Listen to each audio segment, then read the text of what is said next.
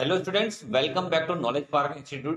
आज की वीडियो काफी इंपॉर्टेंट होने वाली है क्लास 12 के स्टूडेंट्स के लिए, क्योंकि आज की इस वीडियो हम डिस्कस करने वाले हैं क्लास 12 के इंपॉर्टेंट डिस्टिंगाइजिंग टेस्ट को। एक क्वेश्चन आपके एग्जाम में जरूर आता है, आप सभी को पता है कि एक क्वेश्चन जरूर पूछा जाएगा जिसमें आपको एक टेस्ट देना होगा किसी भी दो कंपाउंड के बीच में डिस्टिंगाइज करने के लिए। क्वेश्चन अधिकतर इसी तरीके से बनकर आता है, right a distinguishing test between these compound. आपको कोई भी दो कंपाउंड वहां पर दे दी जाएंगे और आपको वहां पर डिस्टिंगाइजिंग टेस्ट पूछा जाएगा। तो आज की इस वीडियो में हम इसी को देखने वाले हैं। चलिए शुरू करते हैं।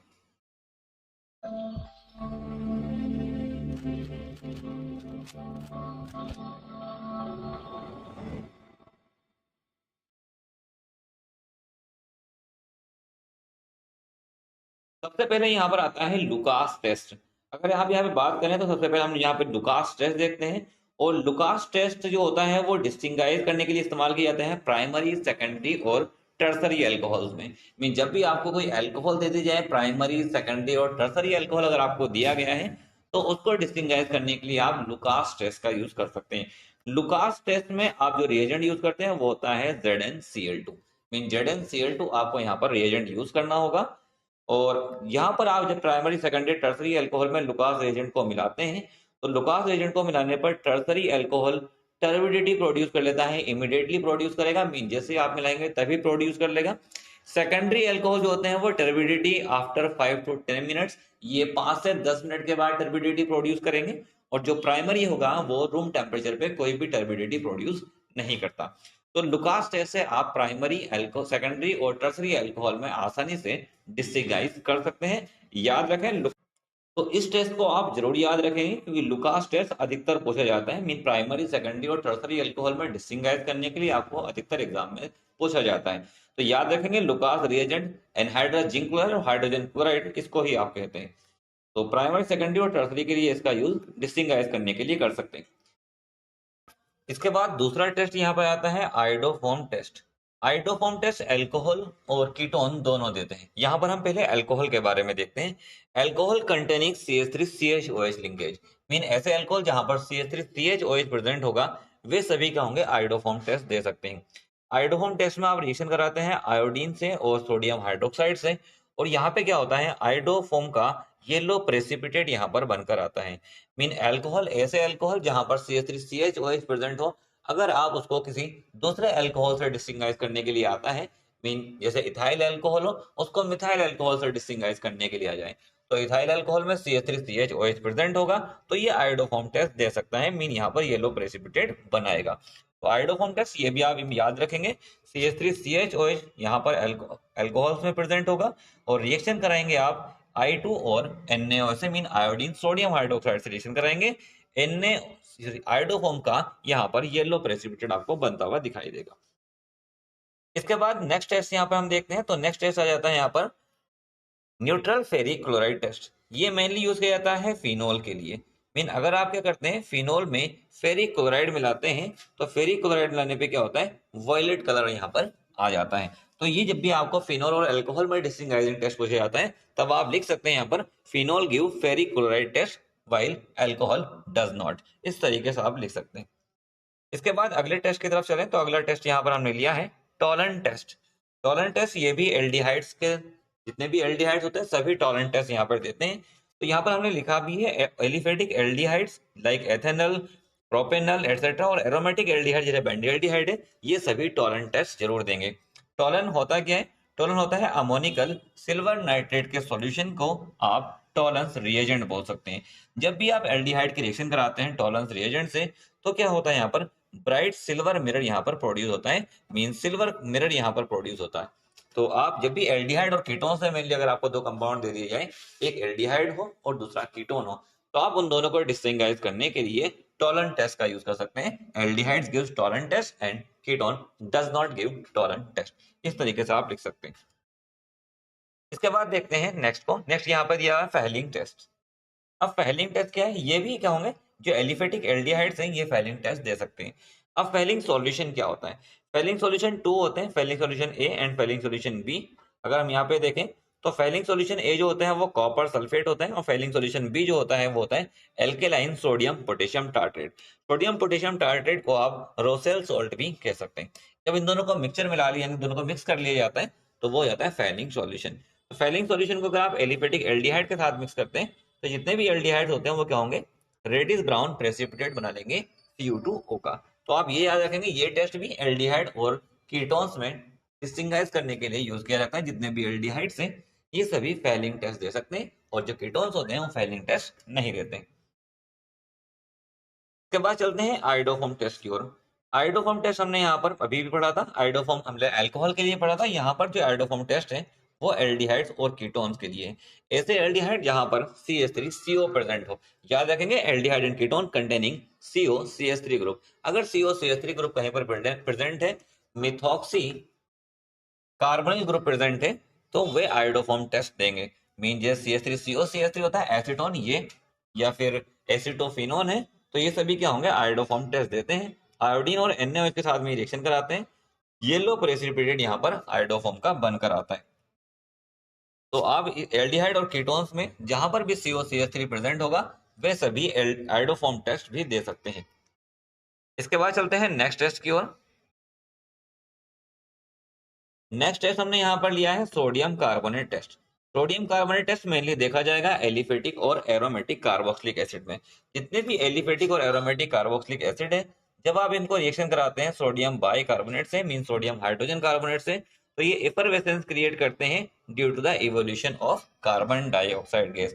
मीन जितने भी कार्बोक्सिलिक एसिड होंगे उनकी अगर आप सोडियम हाइड्रोजन कार्बोनेट से रिएक्शन कराते हैं, तो कार्बन डाइऑक्साइड की इफरवेसेंस वहां पर प्रोड्यूस होती है। तो जब भी आपको कार्बोक्सिलिक एसिड का किसी के साथ में डिस्टिंगाइज करने के लिए दे दिया जाए, मीन कार्बोक्सिलिक एसिड साथ में कोई एल्डिहाइड दे दिया जाए, तो आप कार्बोक्सिलिक एसिड के बारे में लिख सकते हैं, it will react with sodium hydrogen carbonate and will form effervescence due to the evolution of carbon dioxide gas। इस तरीके से लिखा जा सकता है। इसके बाद एक्सपेरिमेंट यहाँ पे टेस्ट 8 देख लेते हैं। 8 पे हमने यहाँ पे लिया है आइसोसाइनाइड टेस्ट। आइसोसाइनाइड टेस्ट कौन से कंपाउंड देंगे, तो आइसोसाइनाइड देते हैं primary aliphatic and aromatic amines. जितने भी प्राइमरी एलिफेटिक और एरोमेटिक एमीन्स है, याद रखें सिर्फ प्राइमरी वाले आइसोसाइनाइड टेस्ट देंगे। आइसोसाइनाइड टेस्ट में आप क्या करते हैं, प्राइमरी एरोमेटिक या फिर एलिमेटिक जो एमीन्स होंगे, मीन एलिफेटिक या एरोमेटिक जो भी एमीन्स होंगे, आप इनकी रिएक्शन कराएंगे क्लोरोफॉर्म से और एल्कोहलिक KOH से। इसमें क्या होता है, अनप्लीजेंट ऑर्डर प्रोड्यूस होती है, मीन आइसोसाइनाइड कंपाउंड बनता है जिसकी क्या होती है, अनप्लीजेंट स्मेल होती है। तो याद रखेंगे isocyanide test can be used to distinguish primary aliphatic और एरोमेटिक एमीन। जब भी आप एलिफेटिक और एरोमेटिक एमीन्स की रिएक्शन कराते हैं क्लोरोफॉर्म से और अल्कोहलिक पोटेशियम हाइड्रोक्साइड से, तो क्या होता है, यहाँ पर फॉल स्मेलिंग सब्सटेंस यहाँ पर बन के आता है। तो अगर आपको प्राइमरी और सेकेंडरी में डिस्टिंगाइज करना है एमीन्स में, तो अभी आप इसका यूज कर सकते हैं, क्योंकि प्राइमरी तो ये टेस्ट देंगे और सेकेंडरी वाले ये टेस्ट नहीं देंगे। इसके बाद नेक्स्ट टेस्ट की तरफ चलते हैं। तो नेक्स्ट टेस्ट हमने यहाँ पर लिया है हिंसबर्ग टेस्ट। अब हिंसबर्ग टेस्ट जो होता है, इसका यूज भी आप कर लेते हैं प्राइमरी सेकेंडरी और टर्सरी को डिस्टिंगाइज करने के लिए। मीन अगर आपको कोई प्राइमरी सेकेंडरी और टर्सरी एमाइंस आपको दे दिया जाए, तो इनको डिस्टिंगाइज करने के लिए आप हिंसबर्ग का यूज करेंगे। हिंसबर्ग टेस्ट, हिंसबर्ग रिएजेंट क्या होता है, हिंसबर्ग रिएजेंट होता है बेंजीन सल्फोनिल क्लोराइड, जिसका फॉर्मूला होता है C6H5SO2Cl। इसको आप हिंसबर्ग रिएजेंट बोल सकते हैं। हिंसबर्ग रिएजेंट की जब आप रिएक्शन कराते हैं एमाइंस के साथ में, तो प्राइमरी एमाइन जो होगा वो कंपाउंड सॉल्ट बनाएगा जो कि सोल्यूबल होगा एल्कली में। सेकेंडरी एमाइंस एक सॉल्ट बनाएगा जो कि इनसोल्यूबल होगा एल्कली में। और टर्सरी एमाइंस यहाँ पर रिएक्शन ही नहीं करता है। तो यहाँ पर इस तरीके से आप प्राइमरी सेकेंडरी और टर्सरी तीनों एमाइंस आप डिस्टिंगाइज कर सकते हैं। इसके बाद नेक्स्ट टेस्ट आता है azo dye test. Azo dye test mainly use किया जाता है एनिलीन के लिए।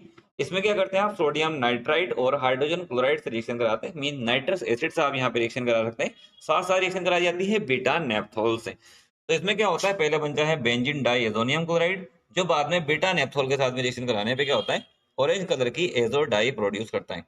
तो जब भी आपको एनिलीन को किसी दूसरे अमाइन के साथ में डिस्टिंगाइज करना हो, तो आप यहाँ पर इस टेस्ट का यूज कर सकते हैं। और इसके बाद लास्ट में आते हैं हम test for methanoic acid. Mean formic acid जो होता है, ये टोलन और फैलिंग टेस्ट ये भी दोनों दे सकता है। मीन जब भी आप रिएक्शन कराएंगे टॉलरेंस रिएजेंट से मेथेनोइक एसिड की, तो ये भी क्या होगा, सिल्वर मिरर बनाएगा। और अगर आप फैलिंग सॉल्यूशन से कराते हैं, तो क्या होगा, रेडिश ब्राउन प्रेसिपिटेट बन जाएगा। तो ये कुछ टेस्ट है जिसका आप यूज कर सकते हैं डिस्टिंगाइज करने के लिए। अब हम यहाँ पे समझते हैं किस तरीके से हम यहाँ पर किसी भी दो कंपाउंड में किस तरीके से लिखेंगे। चलिए इसको देखते हैं। चलिए अब समझते हैं इनको एग्जाम्पल्स के साथ में। एग्जाम्पल्स में जैसे यहाँ पर आपको दिया हुआ है alcohol versus phenol, mean alcohol और फिनोल के लिए अगर आ जाए, आपको कोई अल्कोहल दे दिया जाए और दूसरा फिनोल दे दिया जाए, तो आप इन तीनों में से कोई सा भी टेस्ट ले सकते हैं। जैसे यहाँ पर फेरिक क्लोराइड टेस्ट हमने लिखा है। फेरिक क्लोराइड जो होता है वो अल्कोहल में कोई कलर चेंज नहीं करते, और अगर आपको फिनोल में इसको मिलाते हैं फेरिक क्लोराइड को, तो क्या होता है, ये वायलेट या फिर पर्पल कलर यहाँ पर देता है। तो आप लिख सकते हैं ferric chloride react with phenol to form purple colour while alcohol doesn't give this test. इसके अलावा लिटमस टेस्ट भी यहाँ पर लिखा जा सकता है। अल्कोहल जो होते हैं लिटमस टेस्ट नहीं देते हैं, जबकि फिनोल में क्या होता है, लिटमस जो होता है वो रेड में कन्वर्ट हो जाता है। इसके अलावा ब्रोमीन वाटर टेस्ट भी यहाँ पे लिखा जा सकता है। ब्रोमीन वाटर टेस्ट अल्कोहल में नहीं मिलता है, लेकिन ब्रोमीन वाटर जो होता है वो डीकलराइज हो जाता है फिनोल में। तो आप इन तीनों में से कोई सा भी टेस्ट लिख सकते हैं अगर अल्कोहल और फिनोल में डिस्टिंगाइज करने के लिए आपको दिया जाता है। इसके बाद यहाँ पर हमने नीचे लिया है प्राइमरी सेकेंडरी और टर्सरी अल्कोहल। ये हम पहले भी पढ़ चुके हैं, लुकास टेस्ट। और लुकास टेस्ट क्या होता है, प्राइमरी अगर हमारे पास है तो प्राइमरी में कोई भी टर्बिडिटी प्रोड्यूस नहीं होती है, जबकि सेकेंडरी वाला 5 से 10 मिनट के अंदर टर्बिडिटी प्रोड्यूस करता है। और टर्सरी अल्कोहल जो होता है वो तुरंत ही, मतलब कि इमिडिएटली वहां पर टर्बिडिटी प्रोड्यूस कर देता है। इसके बाद एसिडिफाइड K2Cr2O7 के थ्रू आप ऑक्सीडेशन भी यहाँ पर लिख सकते हैं।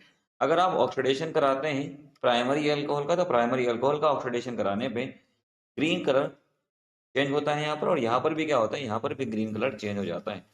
जबकि यहाँ पर टर्सरी अल्कोहल में अगर हम देखते हैं तो टर्सरी अल्कोहल में कोई भी रिएक्शन नहीं होती। तो आप ये टेस्ट भी यहाँ पर लिख सकते हैं।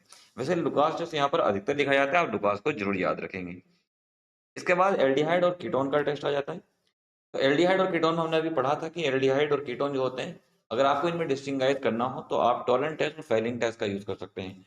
एल्डिहाइड और एल्डिहाइड जो होते हैं वो टॉलेंट टेस्ट भी देते हैं और फेलिंग टेस्ट भी देते हैं, जबकि कीटोन जो है दोनों में से कोई सा भी टेस्ट यहाँ पर नहीं देंगे। मीन अगर आप टॉलरेंस रिएक्शन कराते हैं किसी भी एल्डिहाइड का, तो सिल्वर मिरर यहाँ पर बन जाता है। फेलिंग की रिएक्शन कराते हैं तो क्या करता है, रेड प्रेसिपिटेट बन जाता है। जबकि कीटोन क्या होते हैं, यहाँ पर कोई भी रिएक्शन नहीं देने वाले हैं। इसके बाद कार्बोक्सिलिक एसिड और फिनोल को देख लेते हैं। कार्बोक्सिलिक एसिड और फिनोल भी आपको दिया जा सकता है। तो कार्बोक्सिलिक एसिड में अगर आपको देना है तो यहाँ पर सोडियम बाइकार्बोनेट टेस्ट लिखा जा सकता है। कार्बोक्सिलिक एसिड क्या होंगे, इफरविसेंस के साथ में CO2 गैस प्रोड्यूस करेंगे, जबकि फिनोल यहाँ पर कोई भी रिएक्शन नहीं देने वाला है। इसके अलावा ईस्टर टेस्ट भी यहाँ पर लिखा रहता है। आप क्या करेंगे, कार्बोक्सिलिक एसिड को अल्कोहल और H2SO4 के साथ में हीट करें तो Frooti smell carboxylic acid produce कर सकते हैं, जबकि फिनोल क्या होंगे, यहाँ पर कोई भी रिएक्शन नहीं देंगे, मीन नो फ्रूटी स्मेल यहाँ पर होगी। तो आप यहाँ पर जब भी आपको कार्बोक्सिलिक एसिड और फिनोल का डिस्टिंगाइज करना हो तो आप यहाँ पर सोडियम बाइकार्बोनेट टेस्ट लिख सकते हैं। आप लिख सकते हैं carboxylic acid give effervescence of CO2 with sodium bicarbonate but phenol does not give any reaction. इस तरीके से लिखा जा सकता है।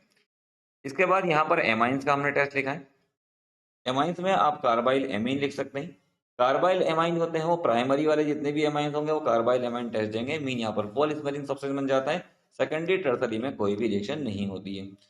जबकि अगर हम हिंसबर्ग टेस्ट की बात करें तो हिंसबर्ग में क्या होता है, बेंजीन सल्फोनिल क्लोराइड से रिएक्शन कराते हैं।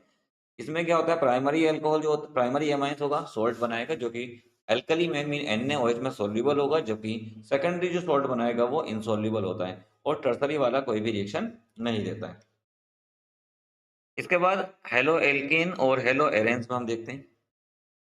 तो हेलो एल्केन्स और हेलो एरेंस को अगर हम देखते हैं यहाँ पर, तो जब भी आप सिल्वर नाइट्रेट की रिएक्शन कराते हैं हेलो एल्केन से तो यहाँ पर व्हाइट प्रेसिपिटेट बन जाता है, जबकि हेलो एरेंस यहाँ पर कोई भी रिएक्शन नहीं देगा। इसके अलावा सोडियम मेटल टेस्ट भी लिया रखता है। अगर आप हेलो एल्केन की रिएक्शन कराते हैं तो यहाँ पर एल्काइल रेडिकल फॉर्मेशन हो जाता है, जबकि यहाँ पर हेलो एरेंस में कोई भी रिएक्शन देखने को नहीं मिलेगी। तो इस तरीके से आप हेलो एल्केन और हेलो एरेंस में यहाँ पर डिस्टिंगाइज कर सकते हैं। इसके अलावा मिथाइल कीटोन्स और नॉन मिथाइल कीटोन। कीटोन ऐसे जहां पर CH3CO ग्रुप प्रेजेंट हो, जो हमने पहले ही पढ़ा था आयोडोफॉर्म। तो अगर मिथाइल कीटोन से मीन्स ऐसे कीटोन जहां पर CH3 ग्रुप प्रेजेंट है कीटोन ग्रुप के साथ में, तो वहां पर क्या होगा, आयोडोफॉर्म टेस्ट लिखा जा सकता है। जितने भी मिथाइल कीटोन होंगे वह आयोडोफॉर्म टेस्ट करने पर येलो प्रेसिपिटेट बनेंगे, जबकि बाकी जितने भी कीटोन होंगे वो ये रिएक्शन नहीं देंगे। और इसके बाद यहाँ पर लास्ट हमने टेस्ट लिया है नाइट्रो कंपाउंड और एमाइंस का। तो जितने भी नाइट्रो कंपाउंड्स हैं अगर आप उनको लिटमस टेस्ट में लगाते हैं तो लिटमस का कोई इफेक्ट नहीं होता, लेकिन एमाइन जो होते हैं वो रेड लिटमस को ब्लू कन्वर्ट कर देते हैं। इसके अलावा अगर आप SnHCl से रिएक्शन कराते हैं नाइट्रो कंपाउंड की, तो नाइट्रो कंपाउंड तो बना लेते हैं एमाइंस, जबकि एमाइंस में कोई भी रिएक्शन यहाँ पर देखने को नहीं मिलेगी। तो ये कुछ डिस्टिंगाइजिंग टेस्ट है जो कि आपको एग्जाम में पूछे जा सकते हैं, आप इनको ध्यान से पढ़ लें। इस तरह का एक क्वेश्चन आपको जरूर देखने को मिलेगा।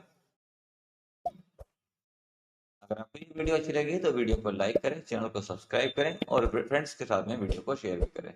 Best of luck for your exam.